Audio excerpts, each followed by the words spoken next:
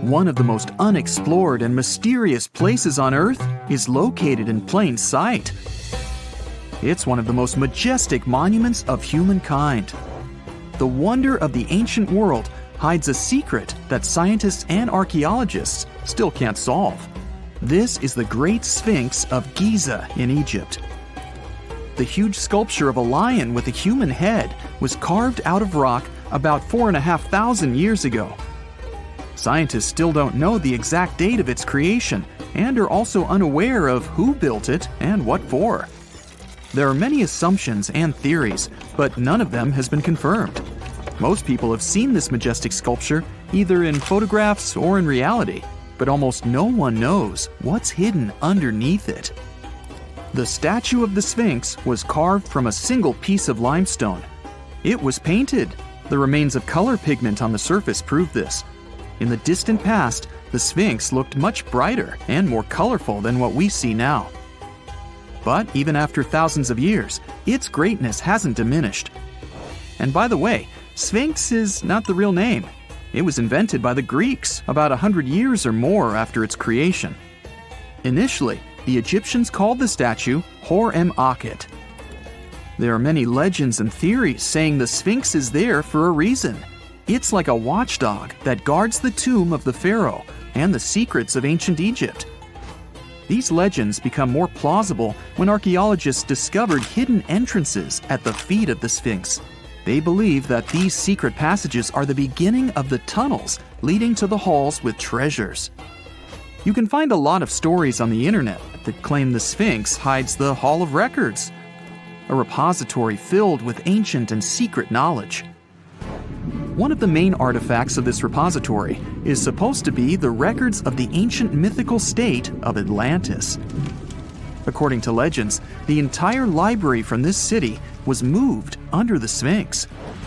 The entrance to this library must be located next to the Sphinx's right paw. Many archaeologists tried to find this entrance, but came away empty-handed. Also, there are many images with detailed diagrams of the underground city that consists of a network of tunnels and chambers under the Sphinx. Someone says there are structures as tall as 12-story buildings hiding underground, but there's no evidence of this. Archaeologists, even after millennia, continue to explore the mysterious sculpture. At the same time, many Egyptians don't want to learn more about the Sphinx. They're terrified of awakening something supernatural. In 1998, scientists discovered tunnels leading to empty caves under the Sphinx. They found evidence of earlier excavations there. It's quite possible that someone managed to find the treasures and take them away. Some people believe Egyptians found some kind of artifact under the Sphinx that has the power of unknown advanced technologies. The artifact is so powerful that it can change the course of history. Of course, most theories are just fairy tales of conspiracy fans, but it's a confirmed fact that the Sphinx hides a system of caves and rooms. There are so many rumors surrounding the Sphinx that it's impossible to understand what's true and what's false. In any case, it's difficult and dangerous to study the sculpture because active excavations can destroy it. And then the entrance to the underground rooms can get blocked by rocks and lost forever. Also, further exploration requires a lot of money, and financing is not always easy to find. But the main reason? It's too risky. There's no guarantee that people will be able to get out of the underground labyrinths. For these reasons, scientists and archaeologists have been exploring this majestic structure for so long. Another famous architectural monument with a secret is Mount Rushmore in South Dakota. Everyone admires the images of the US presidents' faces carved into the rock, but few people know that there's a secret room hidden behind the head of Abraham Lincoln. The architect of Mount Rushmore wanted to carve slabs on the rock with the record of the main stages of the country's history. But his plan was too complicated to carry out. Then he was offered to implement it on a much smaller scale, to build a secret room inside the mountain. The idea was to save this knowledge so that future generations will always remember the history of their country. Unfortunately, the architect didn't have time to finish his work. The construction stopped for several decades. But in the late 90s, the project was resumed. Porcelain enamel panels depicting the history of the US were placed in the room. It's possible that these plates will be stored there forever. But people can't see them, at least for now. The room is inaccessible to tourists as it's too difficult to get inside. Another secret room is located in the Empire State Building. More precisely, it's not even a room, but a place where you can take cool photos. Almost all tourists gather on the observation deck of the 86th floor to enjoy a stunning view of Manhattan. But there's another deck with panoramic windows on the 102nd floor. There are way fewer people there because almost no one knows about that place. Fortunately, access to this deck is open to everyone. You probably won't have to wait in line for a long time to take a photo. You'll feel special because you're in such a secret place where there are almost no people. But the coolest place is even higher, on the 103rd floor. This is a spacious observation deck where celebrities get their photographs taken. It's not a public place, but if you know the right people, you can get there. There are almost no security measures on the site. Only a low ledge between you and an abyss. That's why crowds of people are forbidden from coming here. It's not so easy to get there, and you're unlikely to succeed without a guide. First, you need to choose the right elevator that will take you there. Then you'll go through several engineering rooms filled with pipes, electrical panels, and other technical stuff. The final part of your way is a set of stairs inside a tiny corridor. And here you are, at the top of New York. Now we're in Paris. See the Eiffel Tower? Inside it, there are restaurants and observation decks. But if you try hard, you can find a secret apartment. Now it's a museum, but it was built so that people could live in it. The architect of the tower, Gustav Eiffel, created this apartment in 1889 for himself. It's almost at the very top of the Eiffel Tower. Imagine what a beautiful view he observed every day. He was the first and only tenant. No one else could gain access to this place. When the architect passed away, the apartment remained empty for a long time. Only recently, they restored it and turned it into a museum. Inside, the epoch of the last century is recreated. They even put wax figures of Gustav Eiffel, his daughter, and the American inventor Thomas Edison inside the room. This place is filled with an endless stream of passengers, office workers running late, visitors from other cities, noise, and train whistles.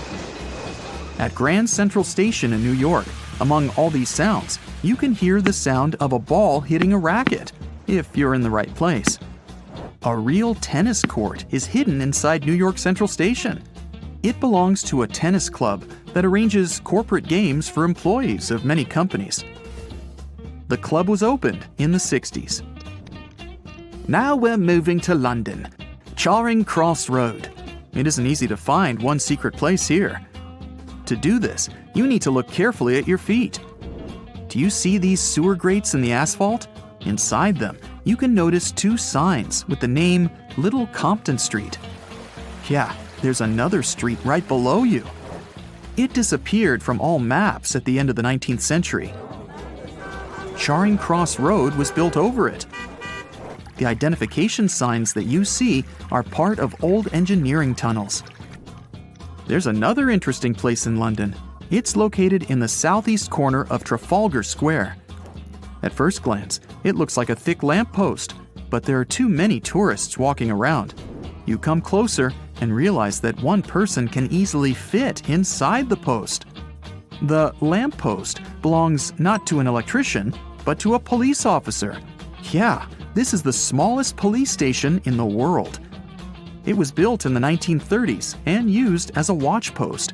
Officers had to sit there one by one and watch Trafalgar Square. That always attracted a lot of pickpockets and all kinds of other criminals. When you hear the word mummy, you might get a chill down your spine. That's because most of us associate this word with those creepy characters we've seen in some scary movies.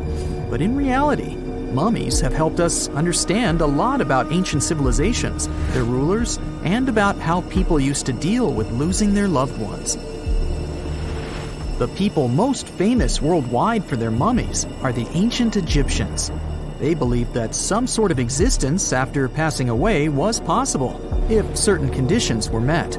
That's why they insisted on preserving the human body through the process of mummification and placing the mummy in a furnished tomb, kind of like giving it a fully functioning apartment of its own. Why did they believe in this? Well, because they were deeply connected to their natural environment for the most part. They saw the natural cycles around them, like how the sun rose every day, followed by the moon, or how new life was always sprouting from plants, even after they had wilted away. They also believed that the powerful spirit Osiris, who represented the cycle of passing away and resurrection, played a role in this process. To prepare for the afterlife, the ancient Egyptians followed certain rituals, like mummification, which involved using materials like honey, resins, and incense to preserve the body. There's no other mummy more popular than that of King Tut. He was a young pharaoh who ruled over 3,000 years ago in Egypt. The problem with discovering ancient royal tombs is that most of such burial sites were previously robbed. People knew ancient rulers had been left with many valuable belongings, so those locations became vulnerable to thieves. When King Tut's tomb was opened in 1922, people were excited because it had not been robbed, like many other previously discovered royal tombs. That's how well hidden it was. Inside, his mummy was encapsulated in a total of 3 coffins, including one made of gold. The objects found in his tomb showed us what ancient Egypt was like, and studying his mummy also helped us learn about the culture and practices popular at the time when he passed away. We also learned about his family by looking at his DNA. Scientists were able to discover that he had had a disease called malaria and a problem with his foot that might have made it hard for him to walk. Ramses II was another pharaoh in Egypt who ruled for 68 years, which was quite a lot back in the day. He was known for his expansion campaigns and building projects. Many objects from his time as a ruler still exist today, including a large statue of him. Ramses II was about 6 feet tall and lived to be about 90 years old. After looking at his mummy, scientists concluded that he may have had a medical condition that affected his spine. Now, remember those thieves I mentioned before? They are probably the reason why Ramses II ended up in a plain coffin in a secret collection of royal mummies at Deir al-Bahari, which was rediscovered in 1881. Thankfully, archaeologists were able to identify him because his journeys had been recorded on his wrappings. The process was really tedious too. In fact, in ancient Egypt, the mummification process could take a staggering 70 days to complete. A special person would say a very specific speech while delicately handling the body and drying it out using a type of salt called natron. They also used linen and resin to make the body look more lifelike and to wrap it in cloth. The tomb was equally as important for ancient Egyptians. The walls of King Tut's tomb, for example, were adorned with intricate artwork that depicted his journey to the afterlife, from his burial procession to his passage through the underworld. The ancient Egyptians believed that everyone made this journey after passing away, and they filled their tombs with items and paintings to help the person in their spiritual travels. Additionally, the walls of the tomb were decorated with spells from a special book, which contained a collection of poems that the Egyptians believed would help people reach the afterlife. And speaking of how important this journey was, people also placed food in these ancient tombs. In King Tut's tomb, archaeologists discovered 36 jars of vintage beverages and 8 baskets of fruit, which were believed to be left there to help him in his journey to the afterlife. The Egyptians believed that traveling to the afterlife took a really long time, so they left a lot of supplies, such as food and water, to sustain their loved ones. Pharaohs also generally had numerous luxurious garments and beautiful jewelry in their tombs to ensure that they would have a fashionable journey. These items included various types of linen clothing, such as tunics, scarves, gloves, and headdresses, as well as a lot of gold jewelry with precious stones, like bracelets, buckles, pendants, necklaces, rings, and even precious depictions of insects for protection. Some were also deposited with fans made from ivory and ostrich feathers to keep them cool in the afterlife. Some ancient rulers were even placed in their forever apartments along with boats. For example, Pharaoh Khufu built the Great Pyramid at Giza as his tomb, and a large ship was found inside. King Tut, however, was buried with multiple boat paddles, but no actual boat. Instead, he had 3 chariots and numerous walking sticks made of precious materials, perhaps indicating he'd rather travel to the beyond by land, not by water. Amongst the most interesting objects found near ancient mummies are bottles of oils and perfumes. If rulers were supposed to be fashionable, why not smell nice too, right? Also, some of them had some ancient kinds of board games, most of them made out of precious materials like gold or ivory. One of those games was called Senet. It was very popular amongst the ancient Egyptians and very similar to modern-day chess. The ancient Egyptians may have the most famous mummies out there, but they weren't the first to invent the procedure. In fact, it all started in South America with an ancient civilization named the Chinchorro. As far as we know today, these people were the first to mummify their loved ones that had passed away. They did it somewhere around 2,000 years before the Egyptians started their own rituals.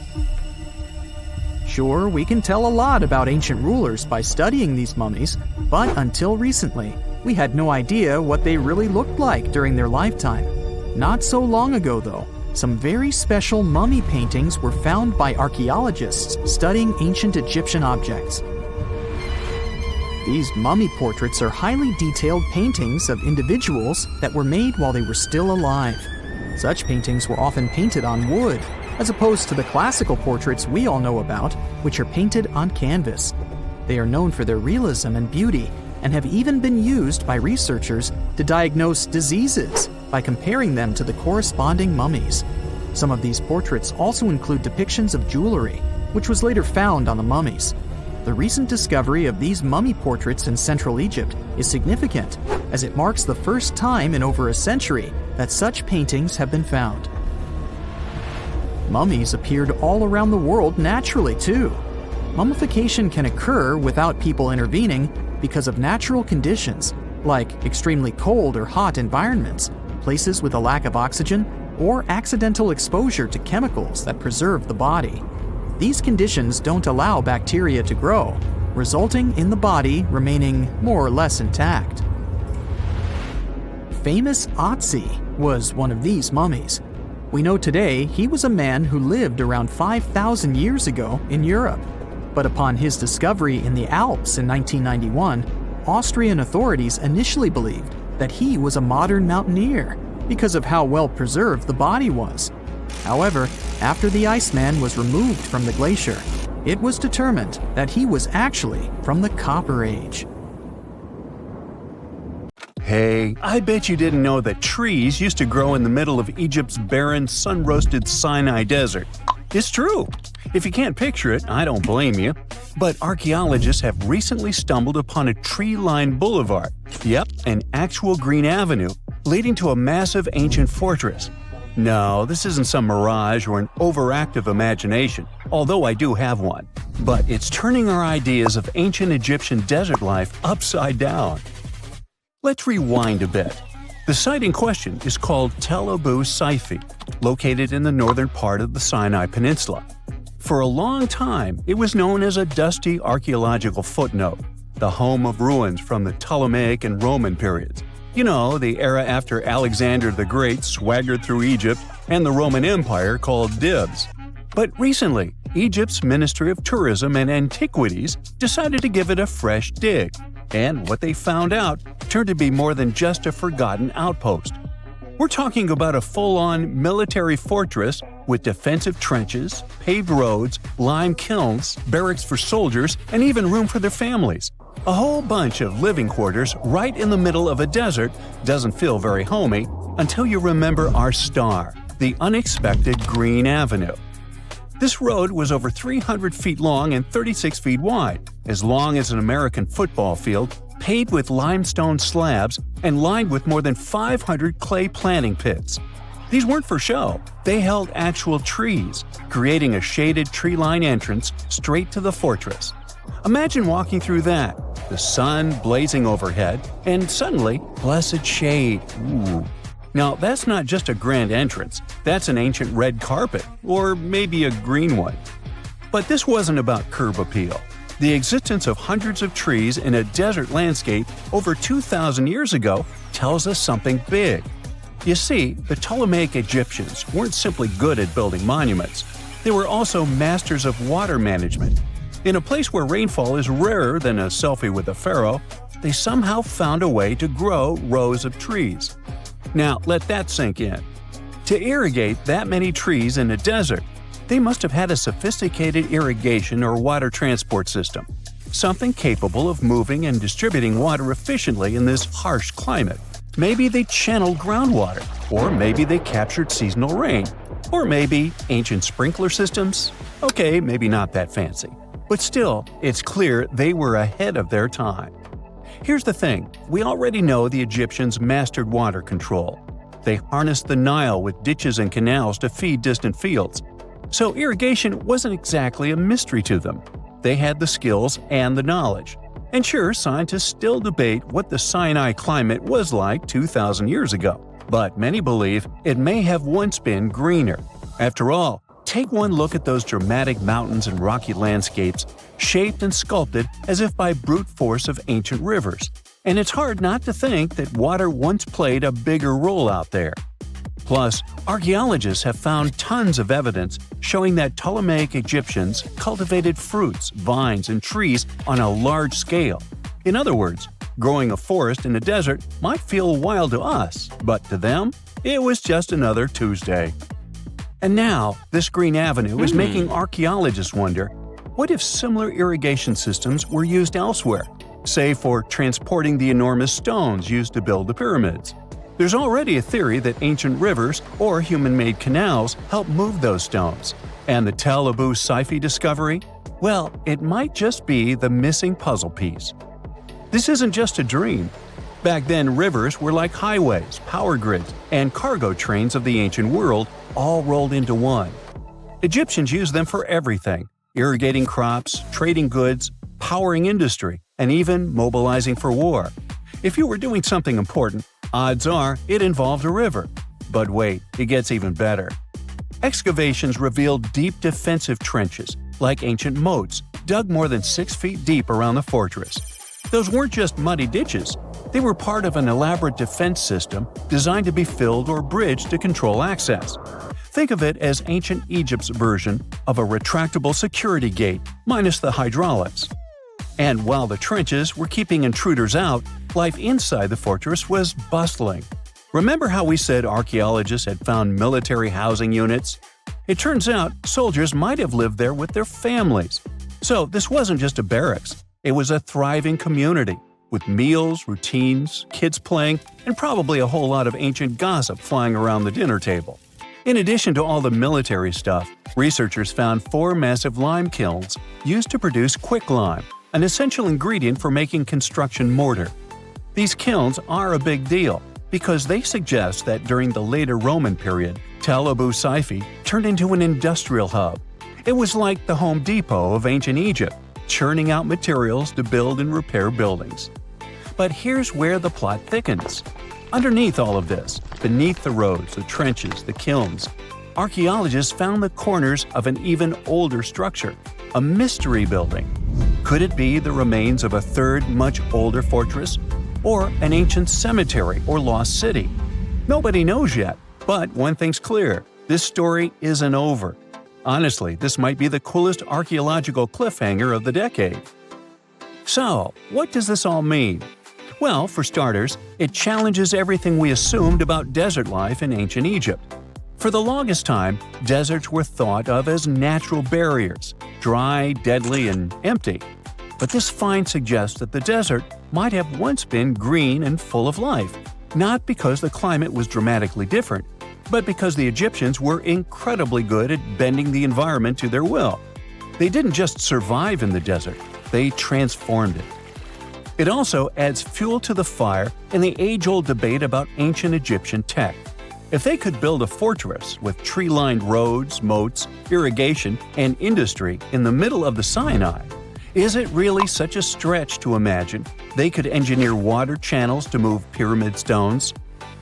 Forget the Ancient Aliens TV show. Sure, it's entertaining, I'll give you that, but it makes us forget something crucial. Those people were brilliant. A lot of what we call modern technology is recycled ancient ingenuity. And who knows how much knowledge we've lost over time. Meanwhile, the dig continues. Scientists are now mapping the entire Tel Abydos site, trying to piece together how all the structures connect. Some want to analyze soil samples to find traces of old tree roots and maybe even figure out what kinds of trees once grew there. Imagine if they were date palms. We might be looking at the world's oldest snack lane. You already know that the implications of the discoveries don't stop with history books, right? This kind of discovery has modern relevance too. Our world is going through a lot of change, with crazy weather and huge heat waves.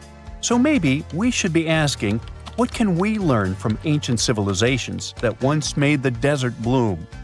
If nothing else, Tel Abydos sci-fi reminds us that the ancient Egyptians were more than just pharaohs, pyramids, and mummies. They were visionary planners, eco-architects, and straight-up problem solvers. They didn't wait for nature to hand them what they needed. They engineered it. And thanks to discoveries like this, we're getting a clearer picture of just how advanced and, frankly, how cool ancient Egyptian civilization really was. So next time someone tells you deserts are just empty wastelands, you can hit them with this fun fact. Over 2,000 years ago, in the heart of the Sinai Desert, there was a fortress with a tree-lined avenue, moats, military housing, an industrial center, and even a secret underground structure. Take that, sand dunes! Who knows what else is still buried out there, waiting to rewrite history? There are countless doors all over the world that haven't been opened for decades, and even centuries. The question is why? It seems that nowadays you can open any door you want. The truth is that some doors were sealed for a grave reason. And so far, nobody has found out what treasures and mysteries they hide. Here are 4 doors that keep their secrets all too well. The Taj Mahal. First up, we've got the Taj Mahal in India, one of the most romantic places in the world. Shah Jahan commissioned it in 1631 and dedicated it to his 3rd wife, who he loved like crazy. They were married for 19 years and had a whopping 14 kids together. But unfortunately, she passed away while giving birth to their last baby. Shah Jahan was heartbroken and decided to build an epic tomb to remember her by. The construction took a whopping 20 years to finish. The building has quite an interesting layout. The design is super unusual with these 4 massive, 130-foot tall minarets that stand on the corners of a huge platform. They're not just there for looks. Back in the 17th century, architects were having some serious issues with buildings collapsing under their own weight. So, the chief architect of the Taj Mahal made sure to place those minarets as far away from the tomb as possible. And he even tilted them in a way so that if they did fall, they wouldn't wreck the rest of the Taj Mahal. Talk about planning ahead. The Taj Mahal is hiding some crazy secrets. There are sealed rooms all over the place that nobody is allowed to enter. And if you check out photos of the building from the riverside, you can spot 2 basements. But guess what? They're sealed up too. Nobody knows what's inside or why they've been locked up since the time of Shah Jahan.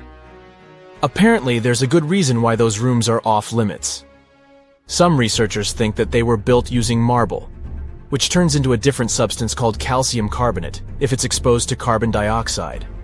And when that happens, little bits of marble start chipping off like crazy. To make matters worse, there's no air flowing into these rooms. That means that if too much CO2 builds up in the basement, the 4 minarets could collapse. But wait, there's more. Some people think that the body of Shah Jahan's wife can be found in one of these sealed-up rooms in pristine condition. Why not? Who knows what the mysterious rooms might keep? The Great Sphinx of Giza. The Great Sphinx of Giza is shrouded in mystery. It's not just the largest monolith statue in the world, but it's also a hybrid creature with a woman's head and a lion's body that originates from Egyptian and Greek mythology. It's also very ancient.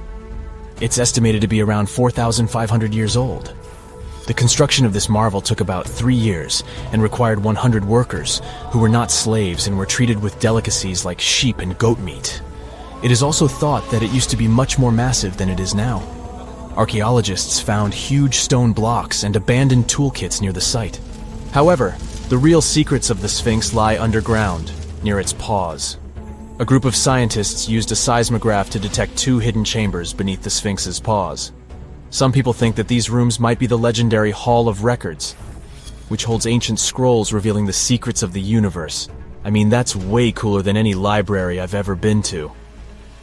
Rumor has it that the Egyptians even had info on Atlantis stashed down there, which is like a super old version of a conspiracy theory. Unfortunately, we can't go on an adventure to check it out just yet. The chambers presumably have 2 entrances, but both remain sealed. The researchers haven't yet received the green light to check out their theory. Let's hope they won't keep us in suspense forever. Sri Padmanabhaswamy Temple. This temple is located in the beautiful state of Kerala in India. This temple is famous for more than just its breathtaking beauty. Underneath the temple there are 6 vaults, creatively named A, B, C, D, E, and F. The enormous iron doors to these chambers add to the mystery of what's behind them. A few years back, the authorities decided to open these vaults to the world, but it wasn't an easy task. You can't just open the doors and enter the vaults. It required a lot of work. It took them a while, but finally, in 2011, they opened 5 of the 6 chambers. And guess what they found? Tons of treasure. Bags of gold, precious gemstones, and priceless diamond jewelry. The estimated worth of everything found in the vaults is a whopping $1 trillion. It's like the temple was the real-life inspiration for Aladdin's Cave of Wonders. But wait, I said 5 of the 6. What happened to the last one? Vault B has remained closed, but not for lack of trying. They simply didn't manage to open it. There is even a belief that it's fatally cursed. Legend says that only a saint or sage can break the curse by chanting a specific mantra. But no one has been able to do this yet, presumably because we don't have saints or sages at our disposal. There is also rumor that in the 30s some temple invaders tried to enter Vault B to do some good old looting. But they never reached their target. Apparently terrible snakes materialized out of nowhere and chased the gang away. But of course, this is just an urban legend, and there is not proof of that.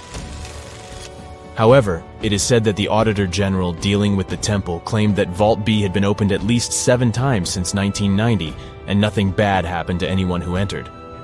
Who knows? Maybe we should send Indiana Jones to check it out. The First Emperor's Tomb. Deep under a hill, completely undisturbed and surrounded by dangerous traps, lies an ancient 2,000-year-old tomb. It belongs to Qin Shi Huang, the first emperor of China. He was born in the Qin state and became king when he was just a boy. But when he grew up and gained full power, he united the warring states ancient China was divided into by conquering them. After that, he created the Qin dynasty. When he died in 210 BCE, they buried him deep underground in a massive tomb. And when I say massive, I mean massive! Back in 1974, some farmers in Xi'an, China, stumbled upon something strange while digging a well, a huge terracotta soldier. This discovery led to an extensive archaeological dig that has continued for over 40 years, revealing a collection of thousands of clay soldiers. The unique thing about these soldiers is that each one has its own unique features, from hairstyles to facial expressions. It's believed that there could be up to 8,000 of these soldiers, but only 2,000 have been found so far. Interestingly, the central tomb, which is believed to be the resting place of the emperor, is still untouched. In ancient records, there are references to a vast underground city that the emperor built, complete with scenic towers, palaces, and whatnot. Sima Qian, a Han Dynasty historian, wrote that the tomb was adorned with treasures and had space for hundreds of officials, but the lack of technology to properly examine the site is what's holding things up. Qin Shi Huang was surrounded by liquid mercury in his tomb, with two of the streams representing the major rivers of China, Yellow River and Yangtze. The ancient Chinese believed that mercury could provide immortality, but it could have also caused the emperor's death since he regularly took mercury pills to prolong his life. The dangerous levels of mercury contamination in the soil near the tomb are the main reason why scientists are reluctant to explore it. It could be very dangerous both for people and for the environment. Now, if I had to choose which door to open, I'd probably go for the one that doesn't lead to a tomb surrounded by poisonous mercury. Call me crazy, but I'd like to avoid any potential health hazards. Kim Kardashian is a fashion mogul, law student, and, as it turns out, an accidental artifact whistleblower. Let me spill the tea. In one of pop culture's biggest plot twists, Kim Kardashian inadvertently posed next to a coffin only a few people knew was stolen. Her picture went viral, and somewhere around the globe, one of the looters involved in stealing the coffin saw it. Just like that, she helped to unravel a $4 million antiquity smuggling ring. Let's rewind. One of the looters involved in originally stealing the coffin was startled to see that the artifact had already been sold. His partners told him they were still waiting for a buyer. Since he didn't get his share of the loot, he emailed the Kim Kardashian picture to an attorney in New York responsible for these types of cases. Together with Kim's picture were some other photos of the coffin, still covered in mud, being taken from its original location. He told the attorney that the coffin had been stolen and gave him the proof he needed to go solve this case. Back in ancient Egypt, around the 1st century BCE, a man named Njemonk passed away. He was a high-ranking priest who served the ram-headed deity of Heracleopolis. And when someone like that passes away, their send-off was special. Njemonk's coffin was a golden masterpiece. In ancient Egyptian belief, gold wasn't just for show, it was sacred. It symbolized the essence of the deities and was thought to help people be reborn in the afterlife. This particular coffin even spelled out its inscriptions, linking the precious metals directly to divinity, rebirth, and the power of the sun. Fast forward to 2011. Egypt was going through major political upheaval, and amid the chaos, tomb raiders took their chance.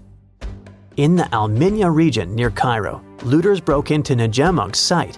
They dug up his gleaming coffin and smuggled it out of the country. First, the coffin landed in the hands of a dealer in the United Arab Emirates who forged export documents, claiming it was a Greco-Roman artifact to disguise its true Egyptian origins. Then it traveled to Germany, where a gallery owner had it restored and, allegedly, faked a license saying it had been legally exported back in 1971. With new papers and a polished look, it was passed to two French antiquities dealers who sold it to none other than the Metropolitan Museum of Art in New York for $4 million. And just like that, in 2017, Njemonk's radiant coffin was on public display once again, this time in New York. The Met was absurdly happy to have acquired this piece. All over New York, you could see buses advertising the Met's new exhibition, based on this ancient Egyptian relic.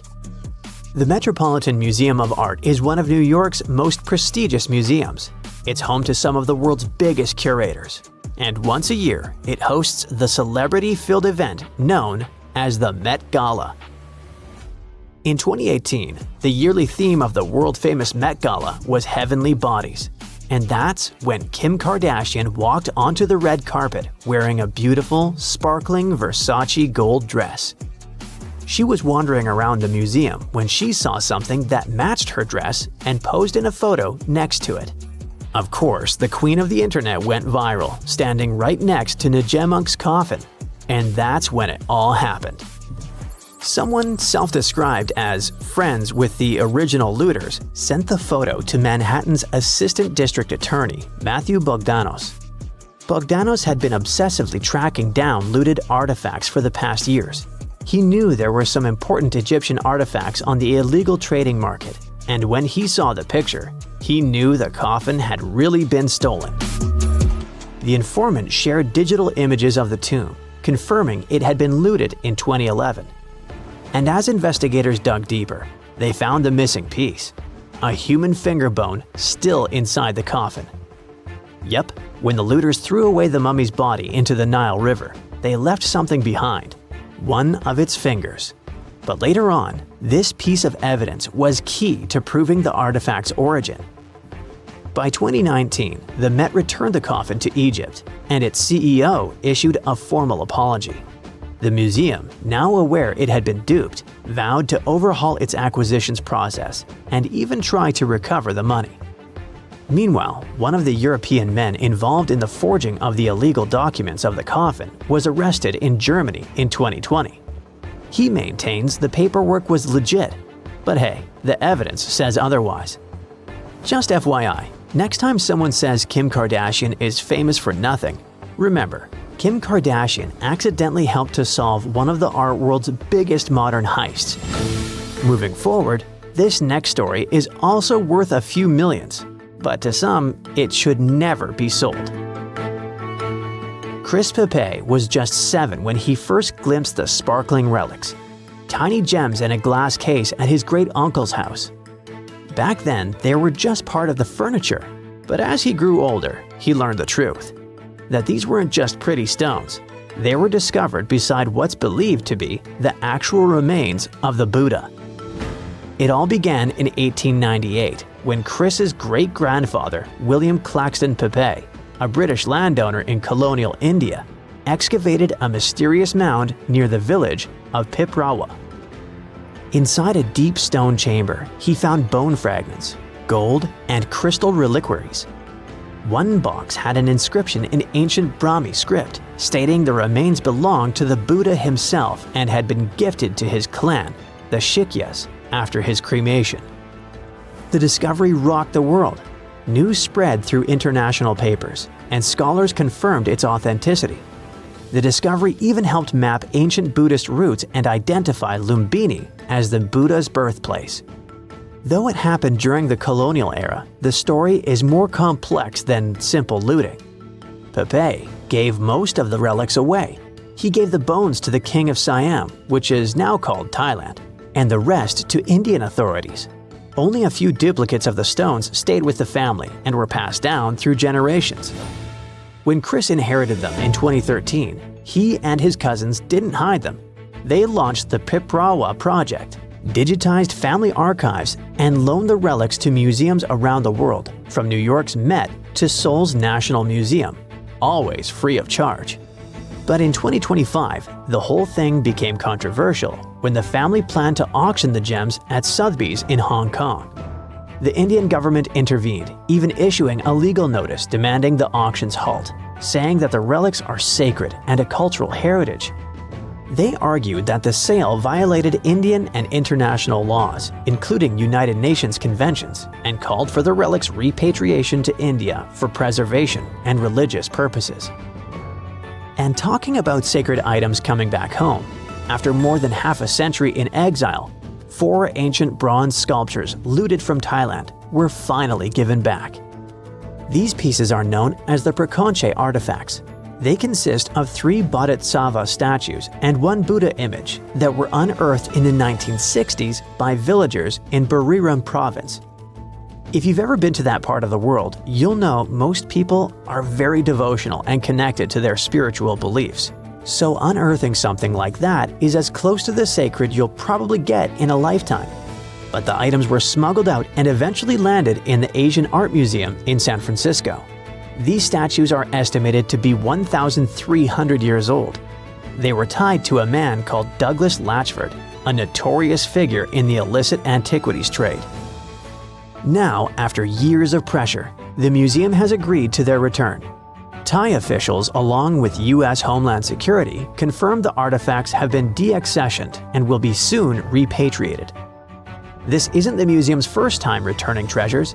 In 2021, it surrendered ancient lintels after a lawsuit from U.S. authorities.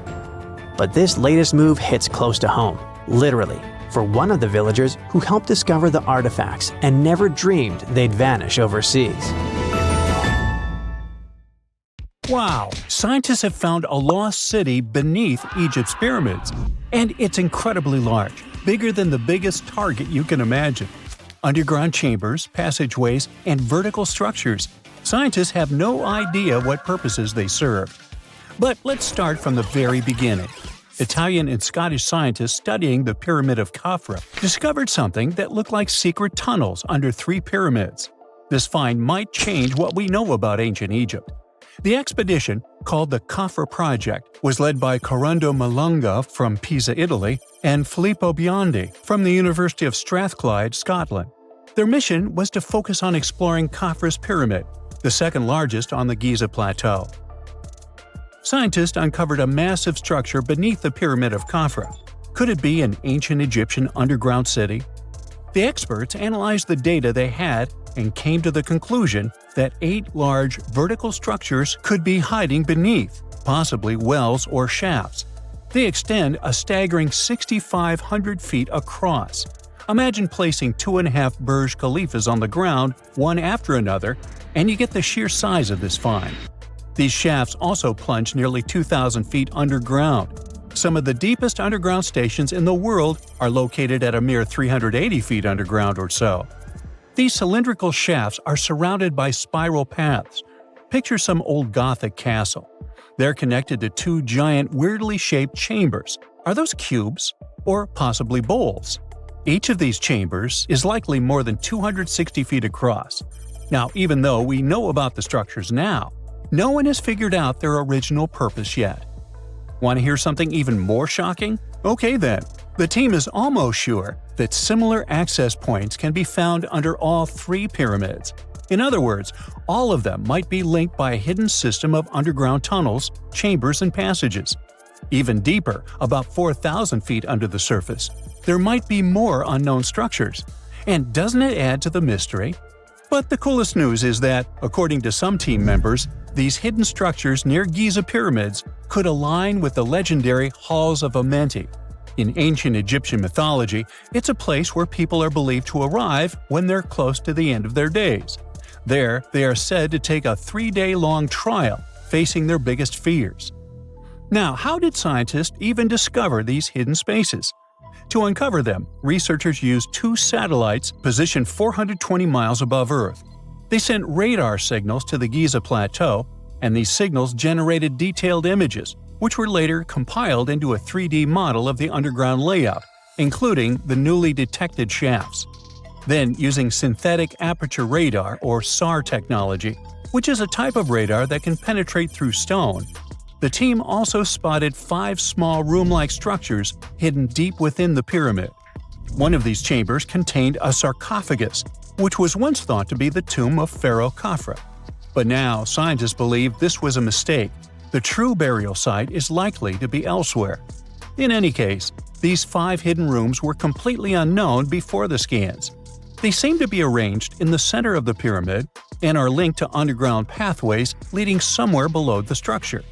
There's an opinion that these tunnels could lead to more hidden chambers and wells. Some of them might be around 4,500 years old. Wow! What if they help us solve ancient civilization mysteries? Preliminary data suggests that all this underground space can be much more than a few empty chambers. There might be many more hidden structures near the Giza pyramids. How come? Well, the thing is, the structure appears to include hollowed-out sections with spiral pathways leading even deeper underground. Refining the images hinting at this could reveal an extensive subterranean network. It might be a whole city hidden under the surface. Now, despite the excitement surrounding these findings, there are also a lot of people who don't believe in the existence of the underground city. They're skeptical about the archaeological discovery in Egypt due to the lack of peer-reviewed verification. That's why several archaeologists and radar experts have challenged the validity of the claims. They've explained that the technology used to make the discovery may not be advanced enough to produce such detailed underground imagery. According to them, the 5 smaller chambers found near the surface could be natural formations, since the area had had sacred significance long before the construction of the pyramids. Some experts have even dismissed the use of radar methods in this context altogether. They call these methods scientifically unproven and question their accuracy. The discovery has also reignited discussions about ancient Egyptian myths and the possibility of hidden texts lying somewhere beneath the Giza pyramids. The layout of the newly detected underground chambers shares similarities with mythological accounts of the Hall of Records, a rumored chamber that could preserve early Egyptian wisdom. If confirmed, these findings could significantly reshape the understanding of Egypt's sacred topography. Plus, this lost city beneath Egypt's pyramid could become physical evidence of previously unknown underground structures. That's why the Khafra project is super eager to begin excavating to confirm their findings. But getting approval from Egyptian authorities is a challenging process. The discoveries still need to undergo peer review before they are accepted by the academic community. By the way, this recent archaeological discovery in Egypt comes on the heels of another discovery involving a weird structure beneath the Royal Giza Cemetery, which researchers believe is unnatural in origin. Archaeologists used remote sensing techniques and uncovered a mysterious L-shaped structure underground in the Western Cemetery of Giza. This area is known to house burials of royal family members and high-ranking officials. Many of the tombs in the cemetery have above-ground mastabas, rectangular stone or mud brick structures with flat roofs. But there is an area in the center of the cemetery where there are no above-ground structures. To investigate this unexplored region, the team used electrical resistive tomography and ground-penetrating radar. ERT works by sending electrical currents into the ground and measuring the resistance to detect remains. As for GPR, it sends radar into the ground and maps the structures based on the radar's return. The team found an anomaly about 6.5 feet beneath the surface.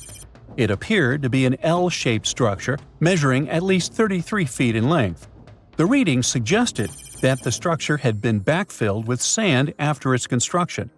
This made the team hypothesize that it could be a mix of sand and gravel, or possibly an air void. This anomaly was classified as a highly resistive structure, which meant it didn't occur naturally.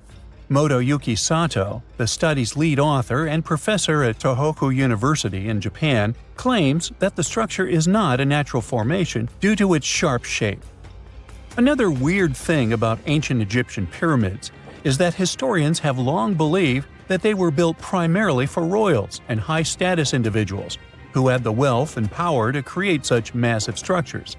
However, new research from the archaeological site of Tombos in modern-day Sudan challenges this assumption. The thing is, Tombos' pyramid may have served as burial sites for low-status workers as well as elites. The hard-working members of ancient communities may have found their last resting place in some of the most visible monuments, including the pyramids. Located along the Nile River in the ancient region of Nubia, Tombos became part of Egypt after its conquest of the area around 1400 BCE. That's when Egypt established the site to strengthen its colonial control. Workers at Tombos built pyramids, but those were much more modest than the famous pyramids of Giza. The research team reanalyzed 110 human skeletons from Tombos, originally studied in 2012. In particular, they examined the entheses, the areas where tendons and ligaments attach to bones. Such an analysis can give us insights into the amount of physical labor a person performed. When someone does hard labor, their bones often develop distinct crests and ridges at these attachment points due to the stress on the tendons and ligaments. And while some skeletons showed little change in their entheses, suggesting they belonged to individuals from the upper classes, others showed more serious changes.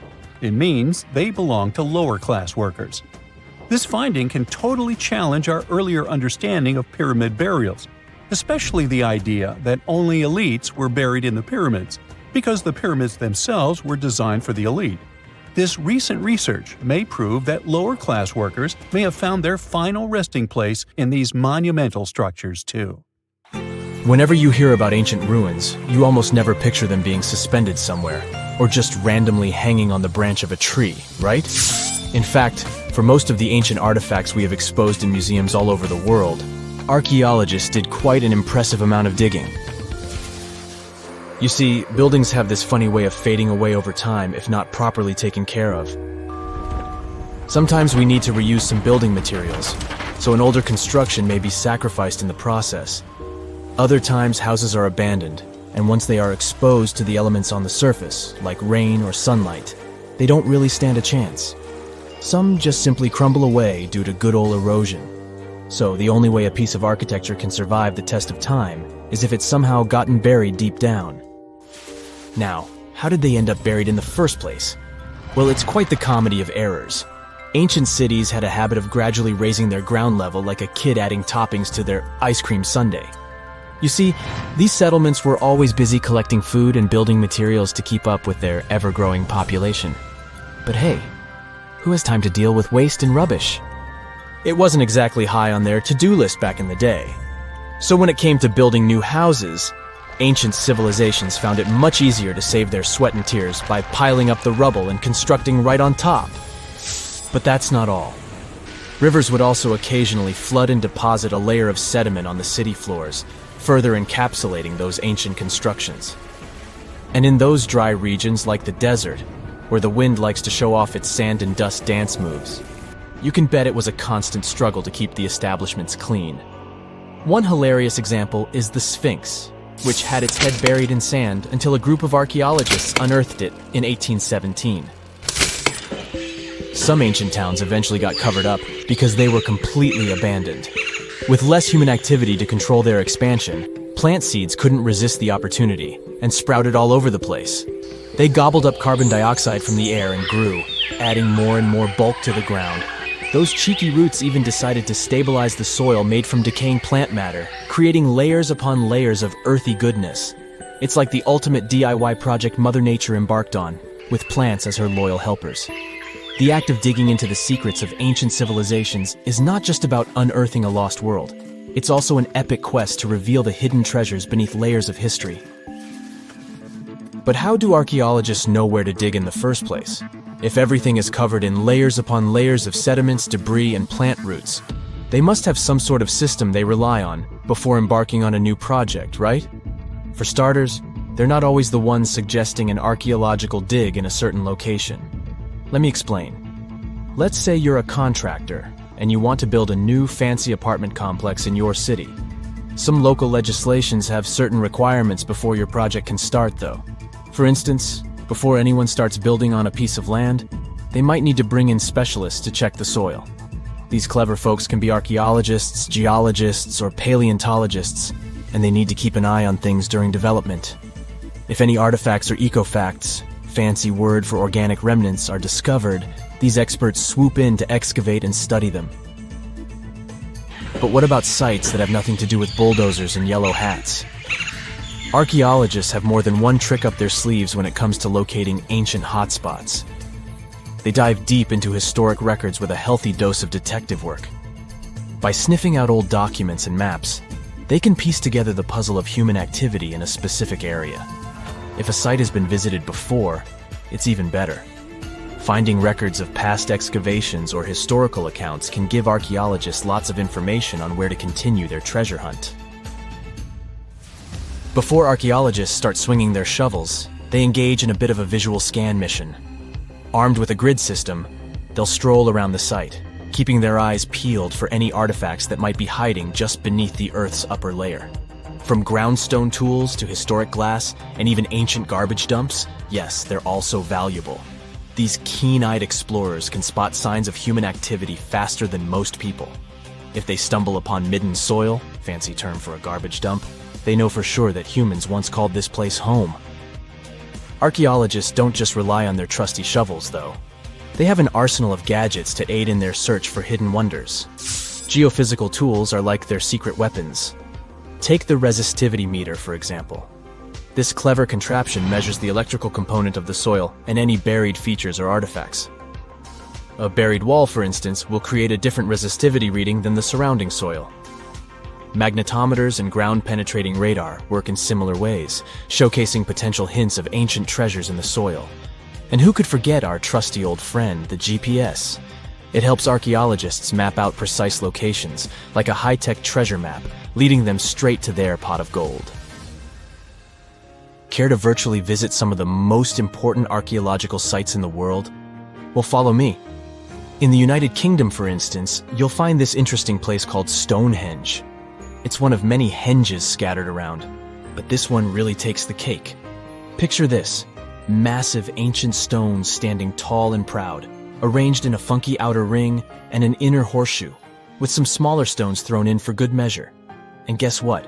These amazing stones have been around for over 5,000 years. Talk about a serious case of rock-solid longevity. Now, here's where it gets interesting.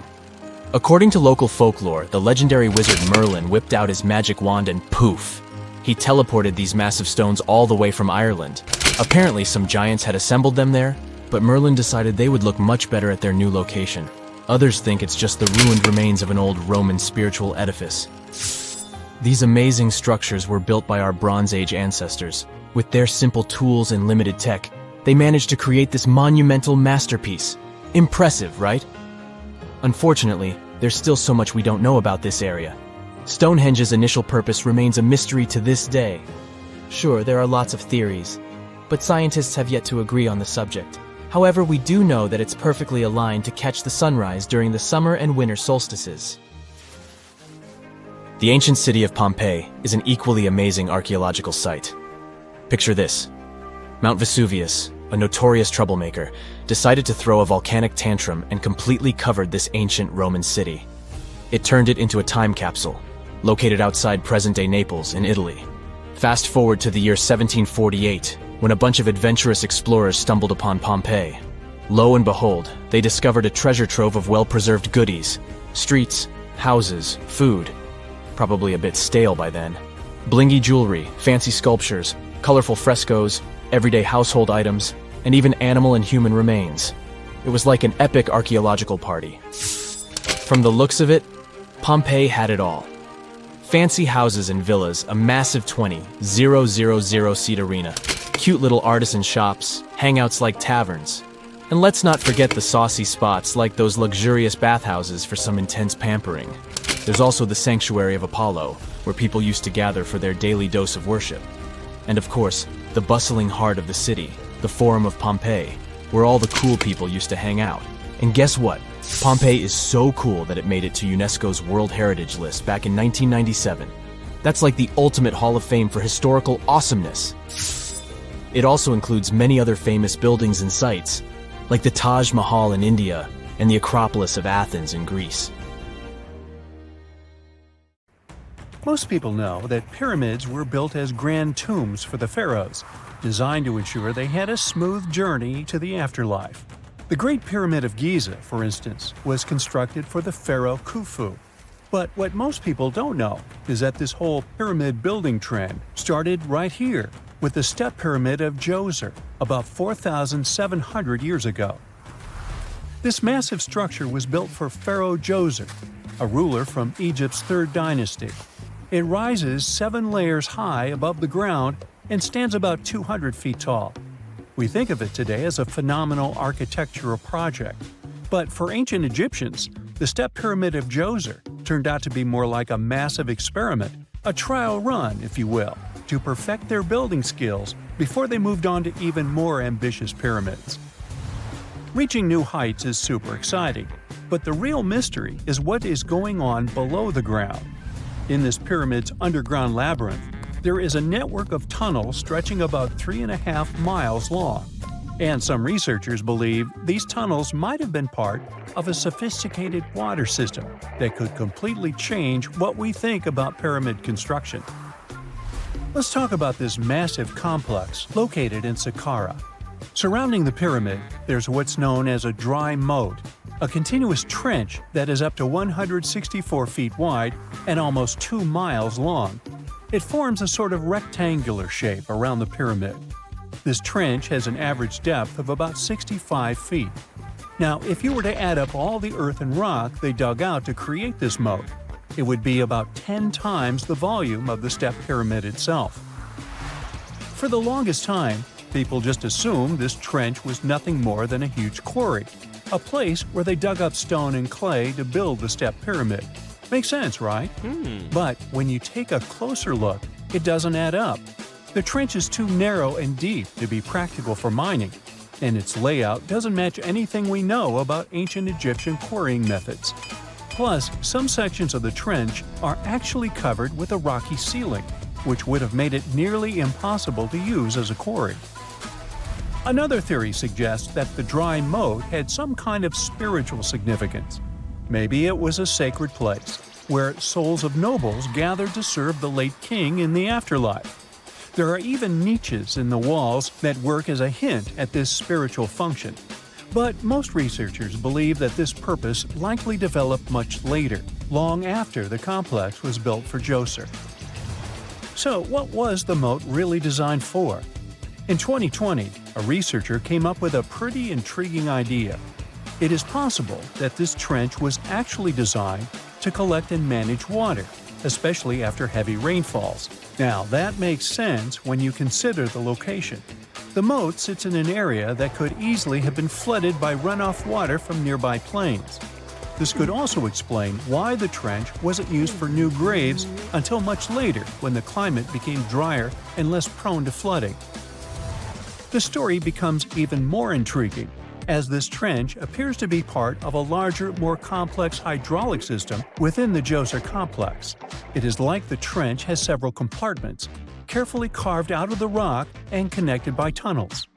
These compartments likely served as a part of a water treatment system, where water would flow from one compartment to the next, getting cleaner as it moved along. Now, here is where things start to tie into the pyramid itself.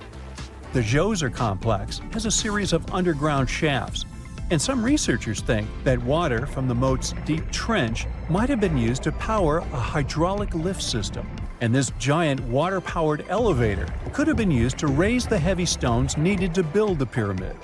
It worked like a volcano, but instead of lava, water did the heavy lifting. Imagine a big deep hole in the ground at the center of the pyramid site. Inside this hole, there was a huge wooden platform, kind of like a giant raft that could move up and down. When the workers wanted to lift a heavy stone, they would fill the hole with water. As the water rose, the wooden platform started to float up, carrying the stone with it, almost like a giant water-powered elevator. When the stone reached the right height, the workers slid it off the platform and onto the pyramid.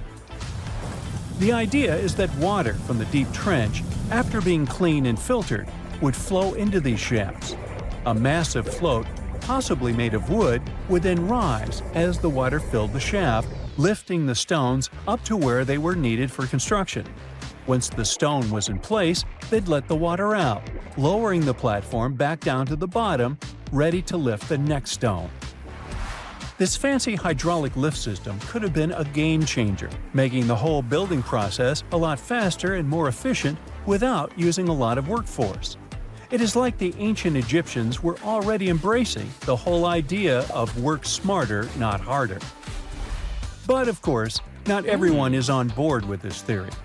Some experts argue that the area where the step pyramid of Djoser was built couldn't have held enough water from occasional rains to maintain such a fancy hydraulic system. The main theory suggests that, in the past, there might have been some kind of lake nearby that would have filled up after a period of rain, and this lake could have supplied water to the complex's hydraulic system. But there is no mention of such a lake in any ancient Egyptian writings, so it might be more of a what-if situation than a reality. And then there's the issue of the hard work itself. Remember when I said this method could have allowed the ancient builders to raise stones with far less effort? Well, that might not be entirely true. According to some experts, just building this hydraulic device would have required a lot more heavy work than simply moving the stone blocks using good old-fashioned manpower. And let's not forget, the step pyramid of Djoser is like a baby pyramid compared to those that came later. The stones used for Djoser's pyramid weighed, on average, about 660 pounds each, which is nothing compared to the more than 2.5-ton blocks used later for the pyramid of Chephren. If this cool water lift theory gets completely ruled out, we still need to explain how this pyramid was built in the first place. To answer that, we need to rewind a bit and talk about the original plans. See, before Djoser's tomb became a pyramid, the idea was to construct a simple mastaba. This type of tomb was pretty common in earlier periods, a flat-roofed, rectangular structure with sloping sides. But after the original mastaba was finished, they decided to expand it a bit by adding more layers on top. And then they added even more layers, until the construction reached 6 distinctive steps, each one smaller than the previous. And they probably did all this by raising those heavy stones using ramps, not a water-powered elevator. There is still so much we don't know about the step pyramid of Djoser. More research is definitely needed to fully understand how this system worked, or if it even existed at all. But the idea of using water to help build the pyramid adds a whole new layer to our understanding of ancient Egyptian engineering. It's a powerful reminder of just how clever and resourceful those builders were, using the natural landscape and the power of water to create one of the most iconic monuments in history. Not many civilizations are as mysterious as ancient Egypt. A powerful empire that lasted over 3,000 years. It gave us pyramids that still stand and myths that still inspire. It's one of the most explored places on Earth, yet somehow, we still find exciting stuff. In Abydos, archaeologists just uncovered a 3,600-year-old royal tomb. It's huge! It has golden hieroglyphs of deities covering the entrance. But the pharaoh's name? It's not there. It's missing. Who was this ruler? And what new chapter could this open in Egypt's story? If there's one place in Egypt where the line between life and demise feels thinner, it's Abydos. To the ancient Egyptians, this was sacred ground. They believed it was the burial place of Osiris, the god who literally passed away, had his remains separated, and came back to life to rule the underworld. Because of that, Abydos became Egypt's spiritual gathering place. Pharaohs built amazing temples here, like the Temple of Seti, famous for its King's List, a wall that has the names of 76 pharaohs carved in it. Pilgrims came from across Egypt, leaving offerings and participating in Osiris festivals, where his demise and rebirth were ritually reenacted. It wasn't just symbolic worship, it was Egypt's version of Comic-Con. But instead of cosplaying superheroes, people reenacted gods coming back to life. Obviously, pharaohs competed to be buried as close to Osiris as possible. Abydos became part cemetery, part holy city, part afterlife insurance policy. Fast forward thousands of years, and we still uncover remarkable stuff around Abydos. That's the case with the recently discovered tomb. In early 2025, a joint team of researchers from the US and Egypt decided to dig beneath a rocky rise ominously called Anubis Mountain. You remember Anubis, the jackal-headed deity who guarded cemeteries. The uncovered royal burial was hidden 23 feet below the surface. Sadly, even though it eluded archaeologists for so long, robbers had already taken away with treasures ages ago. They could definitely tell this was a tomb of someone super important. Similar to how you can walk around a mansion with no furniture but still deduce that someone rich must have lived there. The chamber had mud brick vaults rising over 16 feet. That's taller than a female giraffe standing upright. For something built 36 centuries ago, it still felt enormous. However, when you remember that Egyptians were masters of architecture, nothing seems surprising. So no treasures, no golden mask, and sadly, no name. The cartouche that should have spelled the king's identity was unreadable. Egyptian tombs usually bragged about who was inside. In ancient Egypt, a cartouche was basically a big oval name tag for kings wrapped in hieroglyphs. Think of them as VIP passes that worked in both this life and the next. Without it, your soul couldn't check into the afterlife hotel. That's because to the Egyptians, your name, your ren, wasn't just so your teacher could distinguish you from kids with the same haircut. It was a core part of who you were. As long as your ren survived, so did you. To have your name forgotten was considered a fate worse than passing away. A soul cannot journey without a name.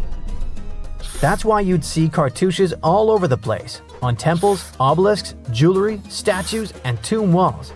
It wasn't there just for the marketing.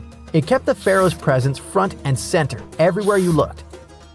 Imagine building a massive tomb only for 3,600 years later to walk in and go, who is this guy again? Not cool at all. That's why it's fair to imagine our nameless pharaoh haunting the robbers for all eternity. So yeah, Cartouche was considered very significant. One of the most famous and mind-blowing examples comes from the tomb of Thutmose III. His burial chamber and sarcophagus were literally shaped like a cartouche. In other words, the entire room was a living architectural symbol of his name.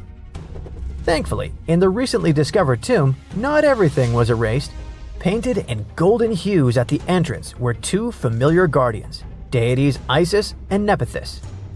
Isis was the magician who stitched Osiris back together and breathed life into him. Nephthys, her sister, was the eternal mourner and protector of the mummy. Together, they promised that whoever rested here would not face the afterlife alone, and it's one additional proof of the importance of the mysterious pharaoh. So, who could this be? To answer that, we need to go down history lane. This tomb dates back to Egypt's messy chapter called the Second Intermediate Period. Instead of one ruler in charge, the country had many rival kingdoms, each with its own little power base, like a real-life Egyptian version of Game of Thrones. And right in the middle of that chaos was Abydos. For a while, it was home to its own line of kings, the so-called Abydos dynasty. Those weren't the pyramid builders everyone knows, and that's why they're so mysterious. They left behind almost nothing. No great monuments, no sprawling cities, just fragments of names on broken blocks. For centuries, many scholars even doubted they existed at all. That sorta changed in 2014, when archaeologists uncovered the tomb of Senebkay, one of those shadowy kings. Now, everything we know about Senebkay points to him having quite a story to tell. His bones revealed 18 deep wounds, the kind you get in battle. He had blows to his skull, back, and hands, and likely lost his life fighting, making him one of the few pharaohs we know who sadly fell in combat. His tomb was modest, with reused artifacts from earlier kings, but it delivered one priceless thing: proof. Until Senebkay, the Abydos dynasty was just a theory. With him, it became real. And that's why the new discovery could be a big deal. The newly uncovered royal tomb at Abydos shares the same layout and style as Senebkay's. It has limestone chambers, mud brick vaults, and protective deities, although it's much bigger. Which again raises the possibility that we're looking at an even earlier, more powerful ruler of Abydos. Whoever he was, he wanted to be remembered alongside the greats. Which is ironic, because it seems that history tried erasing him. Perhaps additional findings alongside his tomb could tell us more. Yes, there's more, and it's actually pretty cool. Not far from Abydos, in the village of Banawit, archaeologists uncovered a Roman-era pottery workshop. Yeah, you heard that right, a pottery factory close to a pharaoh's burial ground.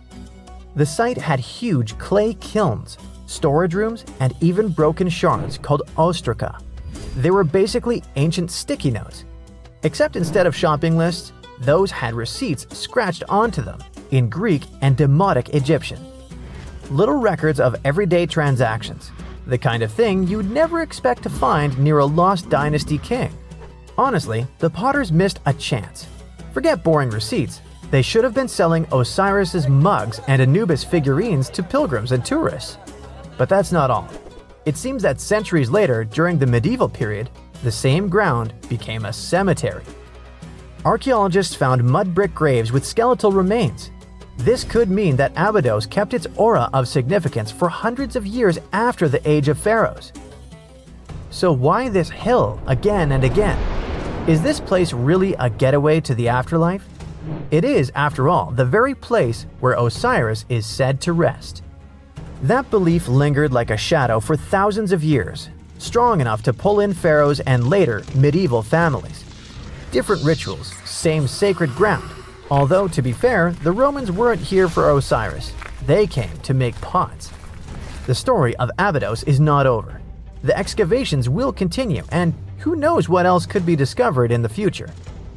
Today, archaeologists are armed with tools that are basically X-ray glasses for the desert. Every scan could reveal a hidden chamber, or if we're lucky, finally give our nameless pharaoh his wren back to him. In fact, I became strangely invested in finding out who he was. So let's hope for some news soon. It's only a matter of time. Do you have your own theories? Let me know.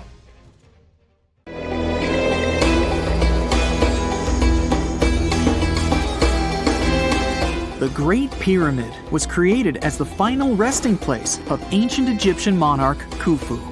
According to legend, French leader Napoleon entered the Great Pyramid and came back out looking shaken and super pale. He never revealed what he saw inside, but whatever it was is said to have affected him for the rest of his life. When Napoleon entered the pyramid, he would have walked through a super tight and ascending passageway. He'd then go through another passageway, known as the Great Chamber. This corridor would have been much taller than the previous one, and would have cobbles too. He'd then reach the King's Chamber, the centerpiece of the Great Pyramid, which was lined with huge blocks of granite. But it wouldn't have looked as grand as we might imagine. There are no hieroglyphics decorating its walls, as Egyptians only began decorating the burial chambers of pyramids much later on. The pharaoh's tombs deep inside the pyramid would have also been filled with treasures, from chunks of gold to the world's most expensive jewelry. But this would have all been looted a long time ago. The only thing that probably would have been left in there would have been a huge sarcophagus, which would have once contained the king's mummy. He'd also have to walk past the queen's chamber. This room most likely didn't hold any queens though, as pyramids were usually only built for one person. There are mysterious tunnels leading from here. To this day, no one is really sure what they're there for. And that's not the only mysterious and creepy thing Napoleon may have encountered, as stories of pharaohs leaving ancient curses on pyramids go way back. Many pyramids had warnings written on the outside, telling of horrifying things that would happen to those who entered and disturbed the peace. We might not know what exactly Napoleon found in the Great Pyramid that scared him so much, but we know for sure what was found in Tutankhamun's tomb. Tutankhamun was an ancient Egyptian pharaoh who was only 8 or 9 years old when he took to the throne. He became a cultural phenomenon when his tomb was discovered almost completely intact in 1922. His pyramid sits in the Valley of Kings in Thebes, modern Luxor, which is in Egypt. Unlike the Great Pyramid, Tutankhamun's tomb was covered in beautiful wall decorations. The walls told the story of how he would travel to the afterlife through the underworld. Egyptians believed all people would have to take this journey, so they would fill their tombs with objects and paintings to help them get there. There'd also be spells painted on the walls. They believed this would help people pass over to the next realm. The journey would be pretty long, and for that reason, the ancient Egyptians would also fill the pyramids with food. Tutankhamun's pyramid was filled with 8 fruit baskets. They even found something called gingerbread fruit in there. The rooms were jam-packed with furniture, statues, clothes, and staffs, amongst a whole bunch of other things. You'd likely find a lot of clothes and expensive jewelry in the pyramids as well.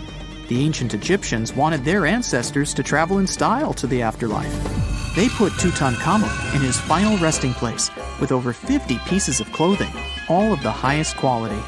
There were tunics, scarves, gloves, and headdresses, and a ton of jewelry. Bracelets, pendants, necklaces, rings, and scarabs for protection were all found inside. Each of them was made of gold or precious stones. There were also fans made of ostrich feathers to keep the old pharaoh cool in the hot Egyptian sun. But the temperature inside the pyramids never actually went above 68 degrees Fahrenheit. The ancient Egyptians developed a super cool air conditioning system that we don't fully understand even today. Tutankhamun's pyramid also contained 130 walking sticks made from ebony, ivory, silver, and gold to help him on his journey. There were 3 chariots hidden away in case he got tired of all the walking. They also put 11 boat paddles inside, but there was no sign of any boat. The pyramids would be littered with the pharaoh's favorite scents and perfumes. During the excavation of Tutankhamun's pyramid, it quickly became clear that it had been robbed during ancient times. There was damage to doors and traces of oils left in empty jars. It looks like someone raided the pyramid for gold and the scents, perfumes, and oils that had been left for King Tut. There was still a bit of perfume, which was made from coconut oil and frankincense, left in one bottle. It seems like Pharaoh Tutankhamun loved board games.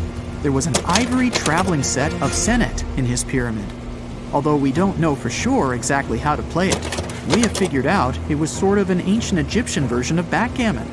It looks like it was a two-player game where the goal was to knock your opponent off the board. Not really sure who Tutankhamun's mummy was supposed to play with, though. The ancient Egyptians had some rituals that may seem pretty strange to us. For example, they used to shave their eyebrows off if they ever lost a cat. So it's not too surprising they put some really weird things inside pyramids. Archaeologists discovered a collection of mummified cats and scarab beetles in pyramids that date back more than 4,000 years. They were found in the pyramids of Saqqara, which is south of Cairo. They also found a bunch of makeup kits and mirrors inside. Makeup was worn proudly by both men and women in ancient Egyptian times. Eyeliner was the most popular cosmetic. The Rosetta Stone was one of the best discoveries ever made in pyramids. It was found by our man Napoleon Bonaparte and his team. It's a black granite rock that dates back to 196 BCE. It's transcribed in Greek, Demotic, and hieroglyphic. When it was translated in 1822, we got the key to understanding ancient Egyptian hieroglyphics for the very first time. The discovery of Queen Hatshepsut's mummy in 1903 changed our understanding of the Egyptians forever. After she had passed away, her successor, Thutmose III, removed most of the evidence of her reign, so we basically knew nothing about Egypt's first great female leader. She's now gone on to become one of the few and most famous female pharaohs of Egypt. Pharaoh Khufu even had a fully fledged boat in his pyramid. Archaeologists uncovered more than 1,200 pieces of a giant boat near the Great Pyramid at Giza. They reassembled the boat, and it's a whopping 144 feet long. It's most likely a solar boat, which was designed to carry the resurrected king with the deity Ra.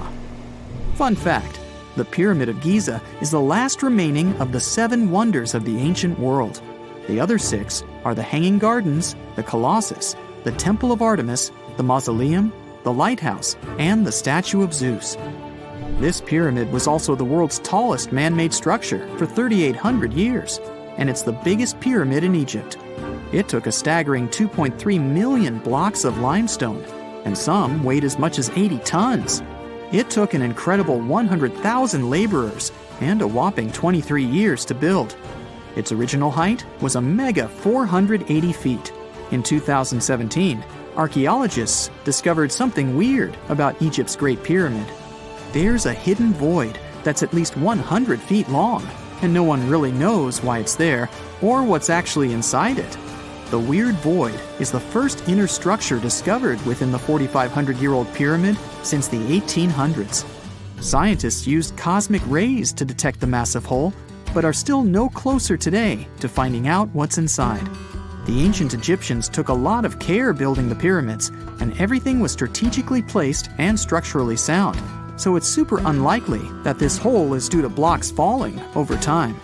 Loads of pyramids also contain small model figurines called ushabti. These represented attendants. They believed they would come to life to serve the pharaohs in the afterlife. But it's amazing that all this stuff actually fit inside. There isn't actually a huge amount of space inside the structures. It's mostly just rock. In November 1922, a boy walked through the desert mountains of Egypt and discovered some ancient steps carved into the rock. Subsequently, this find became one of the world's largest and most significant archaeological discoveries. This step was part of Tutankhamun's untouched tomb.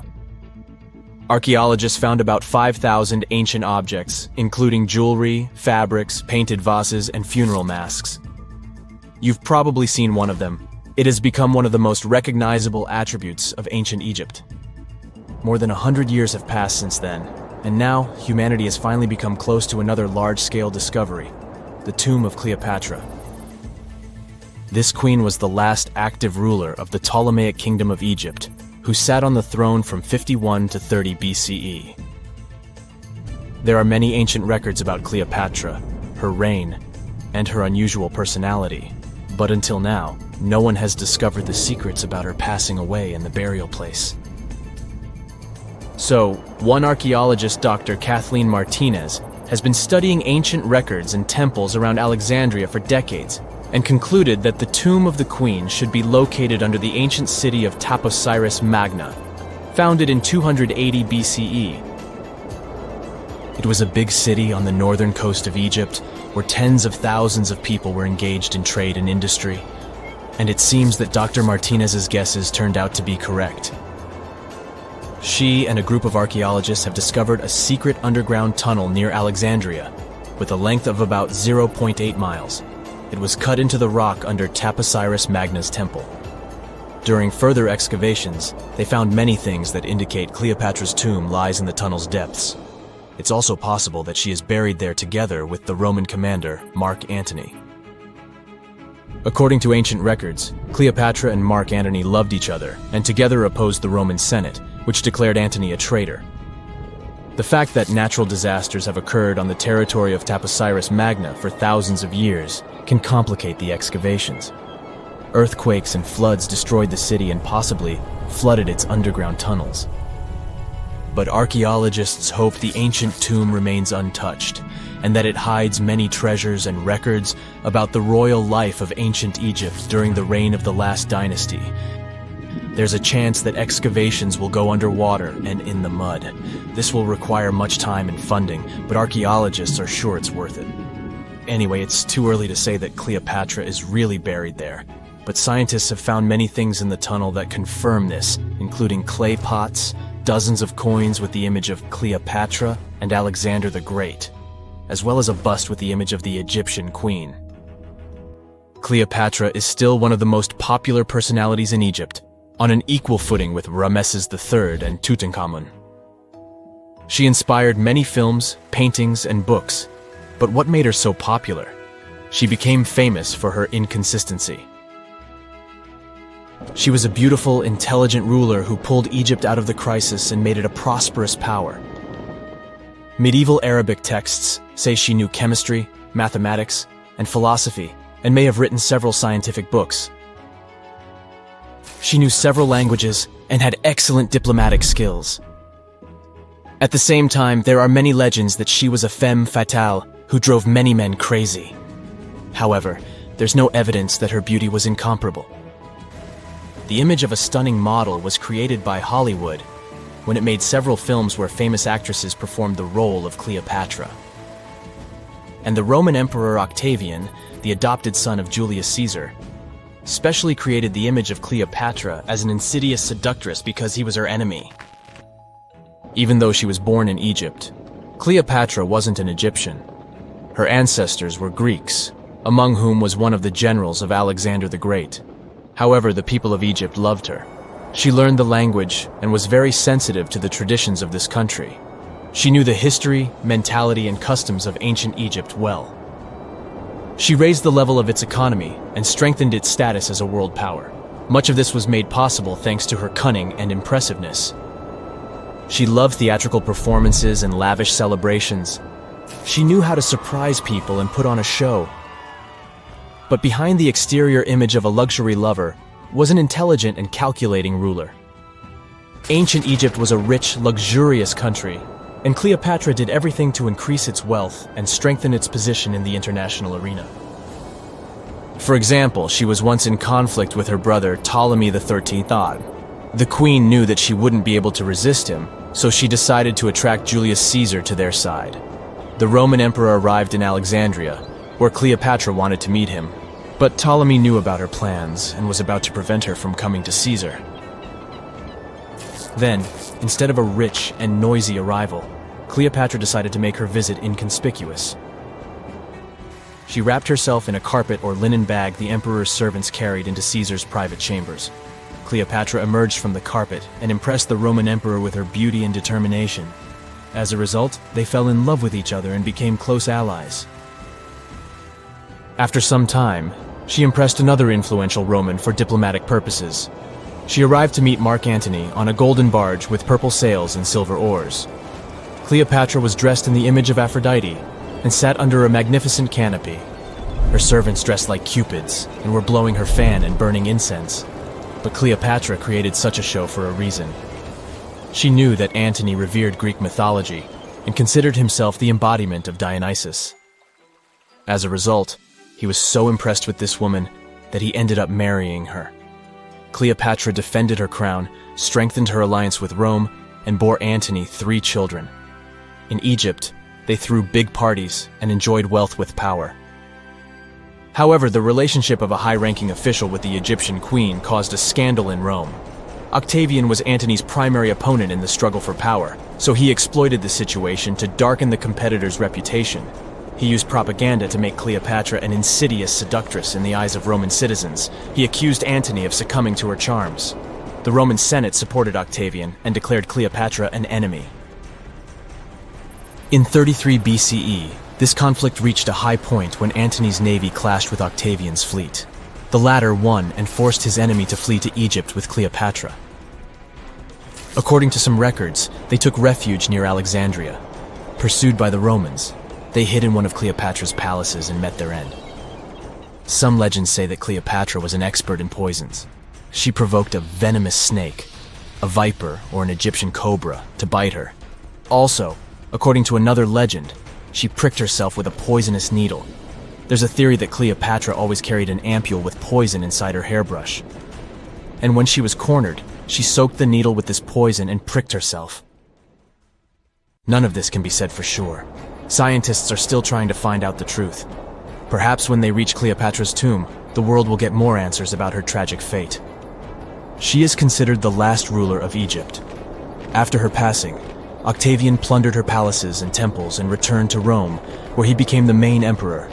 He successfully ruled the country and expanded its borders. His reign ended when he turned 75. World history would have looked different if Cleopatra and Mark Antony hadn't lost that naval battle. By the way, did you know that more time has passed between Cleopatra's reign and Neil Armstrong's flight to the moon than between the reign of the Egyptian queen and the construction of the Great Pyramid of Giza? Armstrong took a step on the Earth's satellite in 1969, 38 years after the birth of Cleopatra. And the construction of the pyramid took place in 2560 BCE. Imagine how long the history of ancient Egypt is. Cleopatra is closer to us in time than to the pyramids. There are mysterious plasma bubbles floating around the pyramids of Giza. As bizarre as that might sound, let's get one thing clear right off the bat. There's nothing extraterrestrial going on here. Plasma bubbles are those weather anomalies that form in a layer of Earth's atmosphere called the ionosphere. This is an invisible layer surrounding our planet that stretches roughly from 50 to 400 miles above Earth's surface, right at the edge of space. In this layer, the sun, being the giant hot power that it is, basically cooks gases, splitting them into electrically charged particles called plasma. Here's where it gets interesting. At night, especially near the equator, these charged particles get disturbed, and when a bunch of them suddenly vanish at the same time, it forms what we call a plasma bubble. Imagine it like a big empty pocket where the plasma is missing or its quantity is lowered. But it's only considered a plasma bubble if this phenomenon occurs on a large scale, typically around 62 miles in size.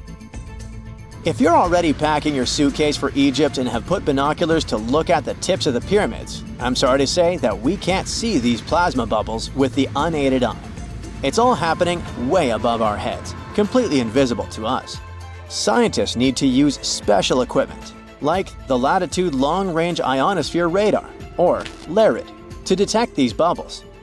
This advanced technology helps researchers track and observe the movement and formation of plasma bubbles in real time.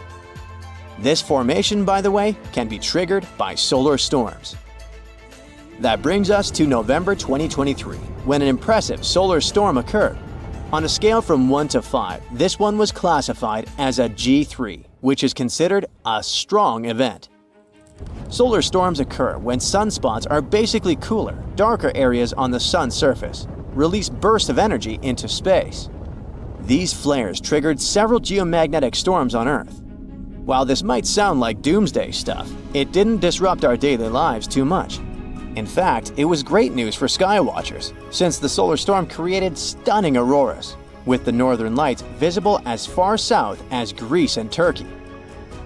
But this particular storm in 2023 also had another interesting consequence. It caused the largest plasma bubble ever recorded by the Chinese radar. This phenomenon was so massive that it covered regions as far apart as the Egyptian pyramids and the Midway Islands in the Pacific Ocean. Now that's a huge distance, and it is a big deal for science. And that's because plasma bubbles are a growing threat to modern technology. Experts say they can disrupt satellite communications and GPS systems. So if you're using Google Maps or Waze and suddenly it can't figure out where you are, a plasma bubble might be to blame. Great. We now know what's going on with those bubbles, detected above the pyramids of Giza. But things get even weirder inside this ancient construction. Apparently, the Great Pyramid of Giza has the ability to concentrate electromagnetic energy within its interior. A couple of years ago, a group of researchers decided to see what would happen if they took this ancient architecture and hit it with radio waves. I mean, waves that are similar to the kind your phone uses, but on a much larger scale, up to 1,900 feet long. But since they couldn't just start blasting radio waves at the actual pyramid, they did the next best thing: computer modeling.